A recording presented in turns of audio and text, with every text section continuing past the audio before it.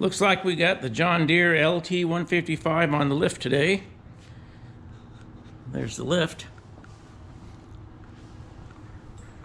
I put it on jack stands for safety. And I even blocked a tire. So let's lower the lift.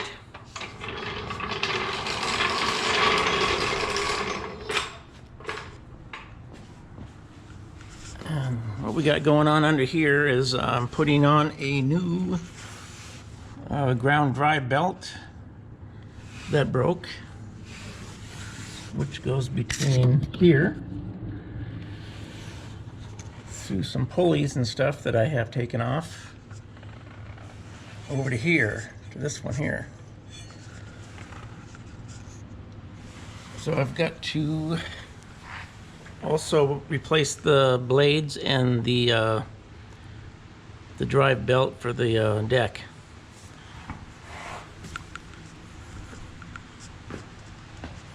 So here is the blades. These are the new blades.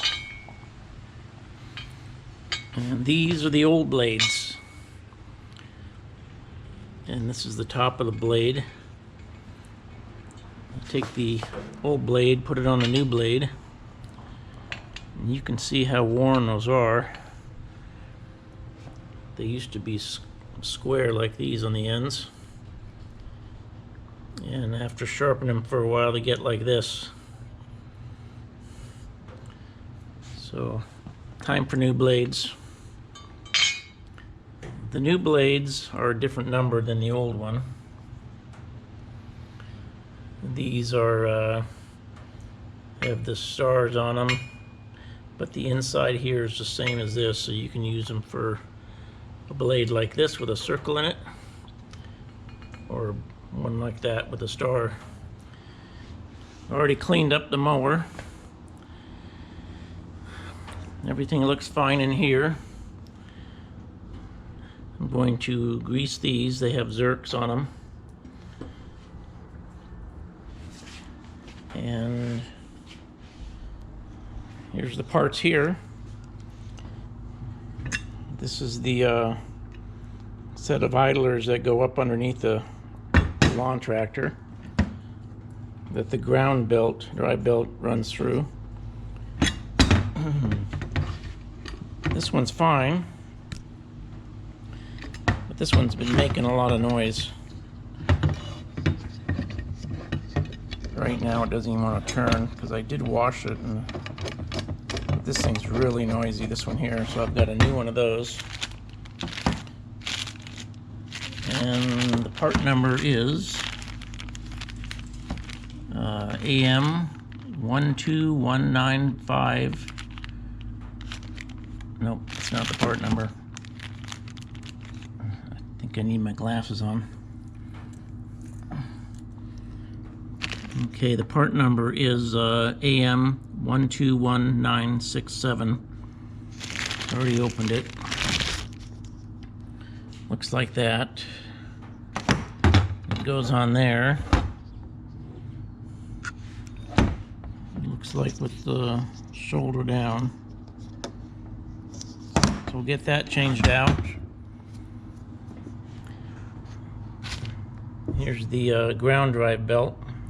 Bought all this stuff from John Deere dealer. And so I'm going to keep the covers so that I know what the numbers were. But there's the part number for that one. And the part number for that one. My blades are held on with big washers and bolts. 3 washers. There's a little flat washer, and then a big kind of a concave washer. The blades come in a kit.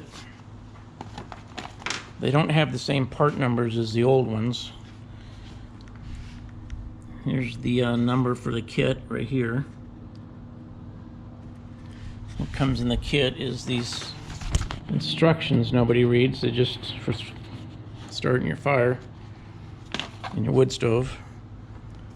It comes with 2 different size nuts, depending on whether you have a setup like this or like this.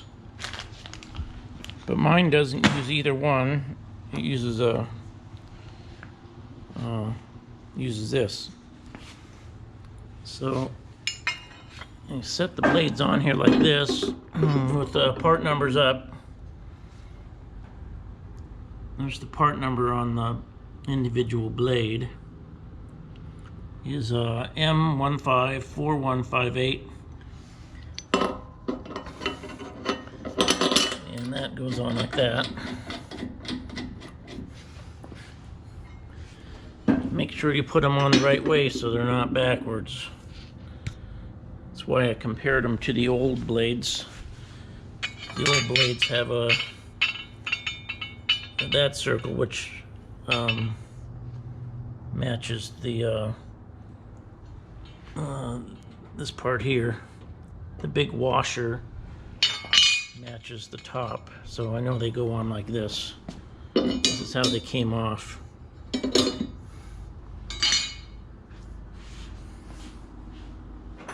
So let's put these on. I'll tighten these down with my impact, and when you put the blades on, just make sure they don't contact anything. And I usually like to line them up like this to make sure they can't hit each other. And they can't. There's no way those can hit, no matter where they're put. And on this side, blade has lots of clearance all the way around. Because sometimes you may end up with this bent, something like this bent, baffle inside, something that gets bent, and you don't want it to come into contact with your new blade. So we get these tightened on here.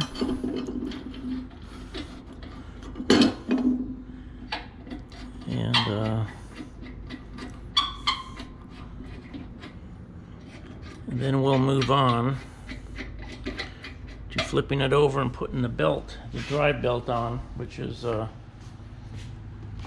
this mower deck drive belt. So I'm going to keep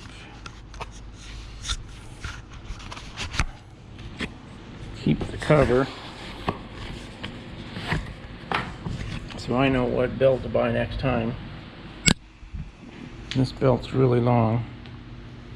It does have a part number on it, but this won't last very long. It'll come off. It's already coming off right there, and I've only taken it out of the box just now. So it's a pretty long belt, and I took pictures of the deck with the old belt on it before I took that belt off, so I know how it routes. Now when it comes to tightening the bolts or the nut, and you don't have an impact driver, you can put a piece of wood in here, put the blade up against it, and then just put your socket on a bar. Tighten it like this.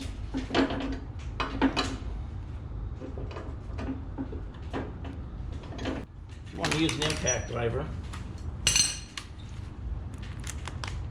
I'm just going to use this. You can just hold on to the blade.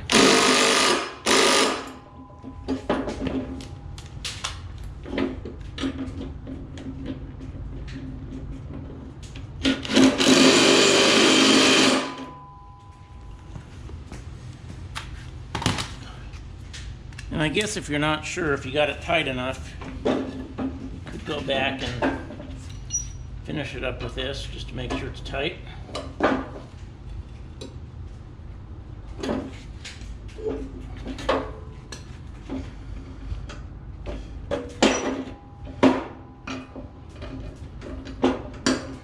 These bolts are not that big, so don't strip them out or break them off. I could easily break them with this bar.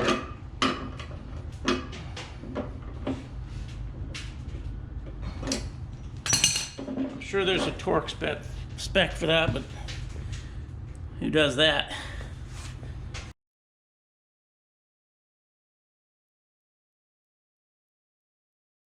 I took both of these idlers off to make it easier to get the belt in between here and here. You may not have to do that. You may be able to squeeze it in there, but I didn't want to mess with bending these up. So it takes two different size sockets. My 14, I think it fits in this one. These are all loose because I just put them back in place after I took them off so they wouldn't lose anything. That's not a 14. That one looks like a 13.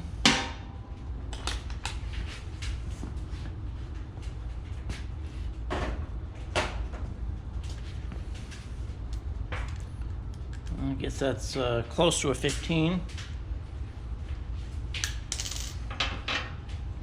This one has like a little bushing here. It goes or and this bolt is just got a head on it. So you have to use a wrench on that one. This one here has a square, like a carriage bolt, that goes up into here. So you just hold on to it.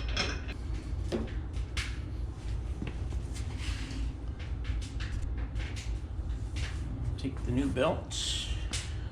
Looks like it went like this, like this. That way. And it went this side of this.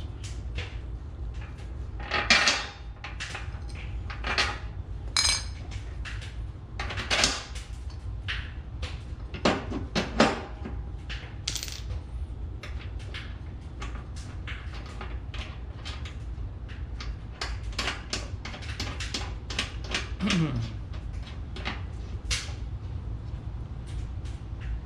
then it comes around this big one, this side of this, around the big one, and then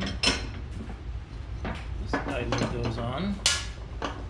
It's got a washer on top.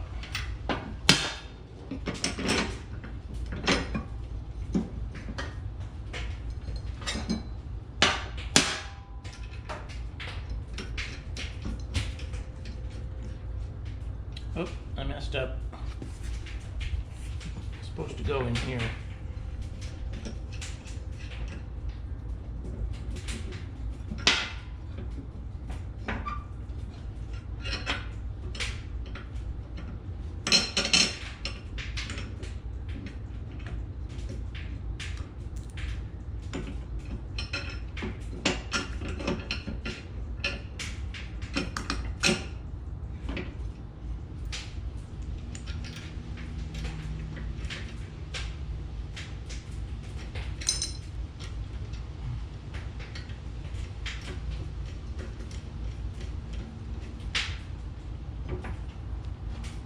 Okay.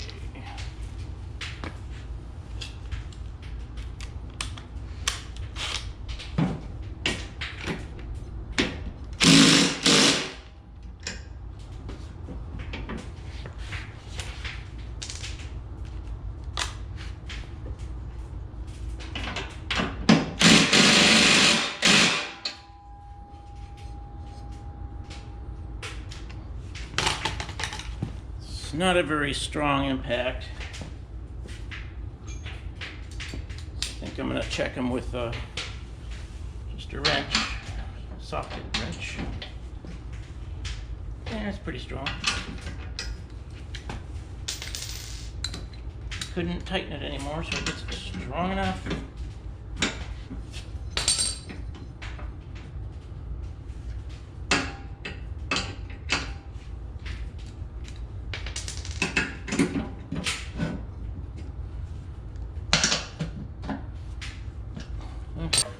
One of the hardest parts so far is to get that rubber thing back in that cover. It popped out when I flipped the deck over. This was on here and I flipped it over and it popped that out of there. Just gonna put a little WD on these.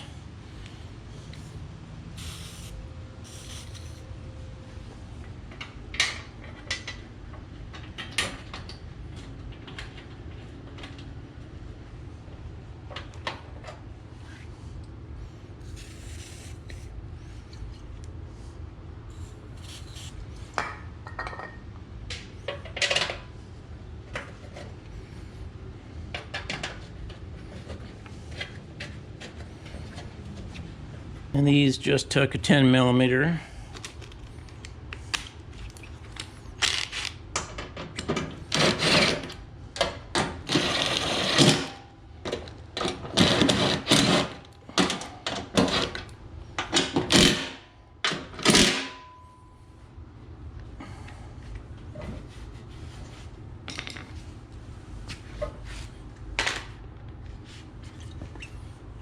I'm just going to hit these with a little WD on top just to, they won't rust up as much.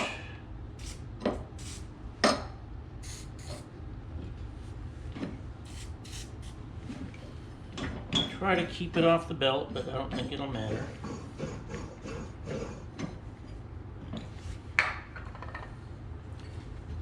This is the brake right here. I think all I have left to do here is grease it up. Probably should have looked first to see if the Zerk is right here before I put the cover on. Yeah, Zerk is right there, and it's right there. So I can grease those up, and then this is ready to go back on. Unbelievable how tight that is.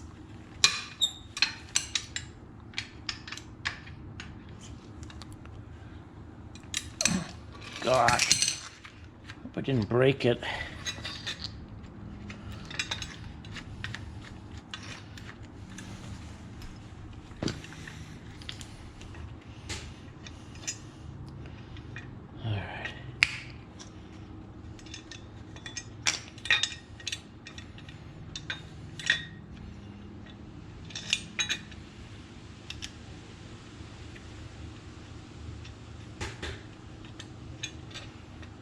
Can't start these nuts.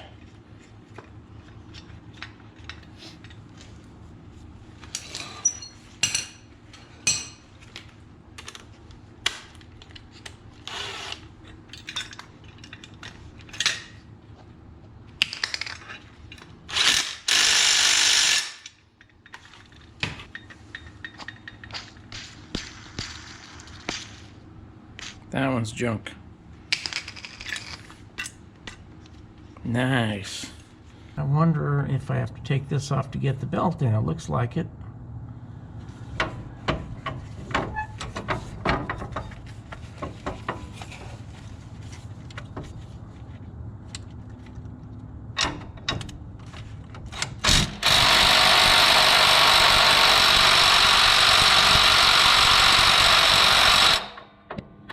Yeah, that's not happening.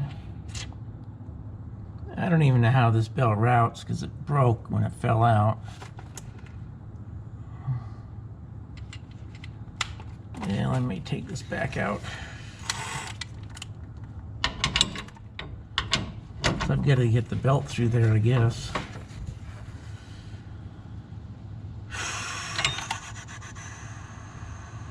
I've got to get it through there too.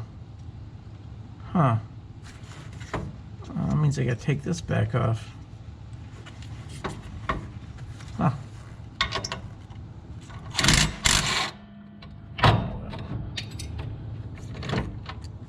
That's what happens when the part breaks and falls out. You don't know what you have to do to get it back in. But I think I've got to get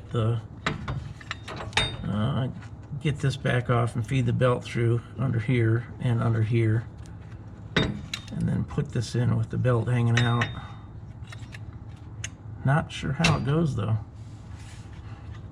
Okay, I had trouble figuring out how this belt went back on because it broke while it was being used. So of course it just comes up and comes out one long piece. So what I figured out here is you need to take off the tie rod ends either up here or in the front. These are turned around. These used to fit up the front up there. So I just disconnected them up there because it was easier to get to the cotter pins. Brought them back here. And I've got it in there. It's not all tight and stuff yet, but I'm not taking it back out. It was kind of hard to figure out. The camera was in the way and it would have been a 3-week video. Okay, the way you get the belt from here up to the front is the belt is you've got to take the belt. The belt has to go underneath here, underneath this bar, and over. Lift these up underneath that, and then you can put it back in there and wrap it around this pulley right here. And then this idler, you can't get it on unless you loosen this one up. It's loose still. Loosen it up so you can get it back behind there. Get the light up there so you can, because the belt won't fit between the frame and the pulley. So if you loosen it up, you can get it behind there. So once you take these tie rod ends off, probably be easier just take them off right here, leave them on the front, and they're not in your way at all. Then the belt can just go under here and like that. Goes all the way under here, up into here. So at least you can see how it's routed.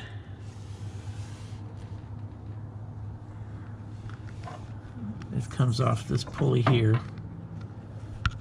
and it routes down around there. This has the straight side, comes all the way up to the transmission. Get the light up there. And it goes over the top, comes back down this side, and then goes through this. And this thing's going to sit in here like this. When it's tensioned up, it'll be like this. So this should give you an idea how it's routed. That's the two springs.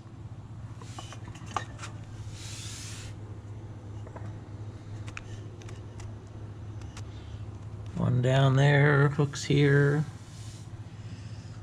That one hooks on that end, right there, and then hooks down on this bracket over here. Belt is loose right now. And then if I release the pedal, it tensions up. This goes to the mower.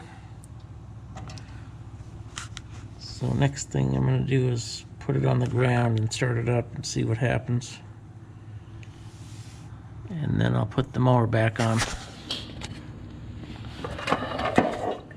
Probably a stupid video.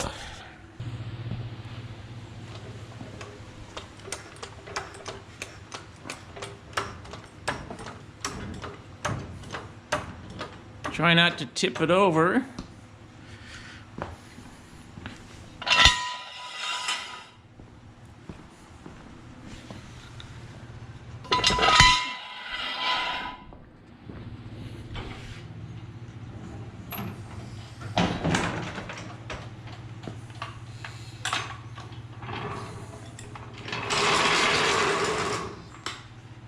All right. Start it up, see if it moves.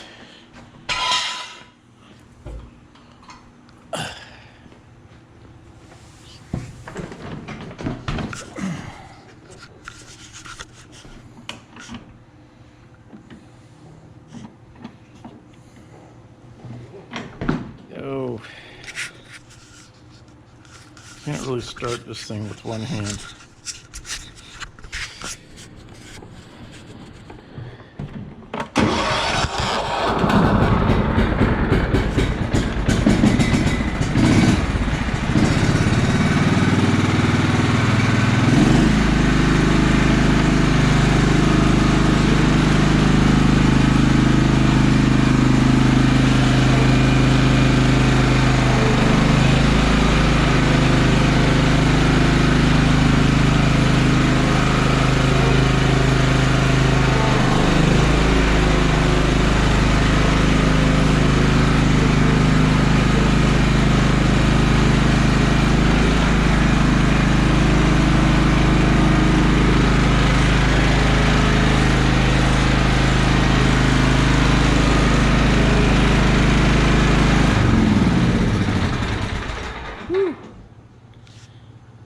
It works.